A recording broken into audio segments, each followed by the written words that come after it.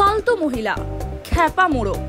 ভক্তের সঙ্গে জয়া বচ্চনের বাজে ব্যবহার দেখে এবার মেজাজ হারালেন কঙ্গনা। কি কারণে বললেন এমন কথা?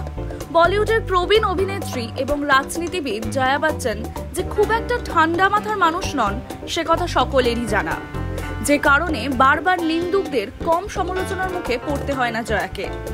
তার এই খারাপ ব্যবহারের জন্য সোশ্যাল মিডিয়ায় প্রায় ট্রোলিং এর শিকার হন। মঙ্গলবার আরও একবার এই একই ইস্যুতে শিরোনামে উঠে এলেন জয়া বচ্চন। এবার মেজাজ হারিয়ে ভক্তকে ধাক্কা দিলেন এই অভিনেত্রী। সম্প্রতি একটি ভিডিও সোশ্যাল মিডিয়ায় ভাইরাল, যেখানে দেখা যাচ্ছে এক ব্যক্তি অনুমতি ছাড়া জয়ার সঙ্গে সেলফি তুলতে এগিয়ে যান, আর তাতেই রেগে আগুন হয়ে যান অভিনেত্রী।